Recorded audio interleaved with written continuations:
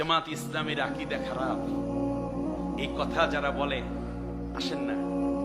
জামাত ইসলামের আকীদা কিতাবে লেখা আছে।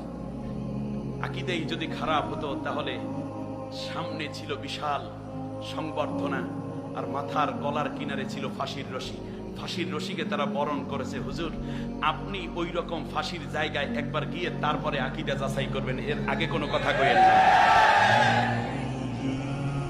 জামাত ইসলামী মনে করে পীর মাশায়েখদের দ্বারা তো একটা খেদমত চলছে আম জনতার মধ্যে, অতএব আমাদের পীরের দিকে আমরা না গিয়ে বরং আমরা একটা কাজ করি, সেটা হচ্ছে ছাত্র সমাজের মধ্যে কিংবা দেশ এবং জাতির মধ্যে আমরা অনেকগুলো হাসপাতাল বানাইয়া দিই।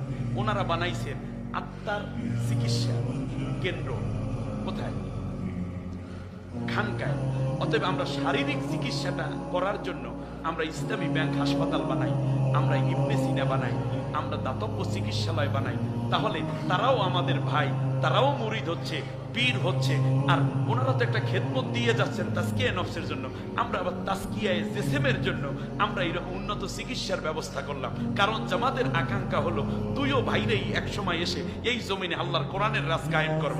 কিন্তু আপনাদেরকে যখন এই সারটুকু দিল, আপনারা এই খানকা থেকে এদের বিরুদ্ধে ফতুয়া শুরু করছেন। হাসপাতাল থেকে ফতুয়া শুরু হইল না, খানকা থেকে তাদের বিরুদ্ধে ফতুয়া দিয়ে আপনারা মূলত ইনসাফ করতে পারেন নাই।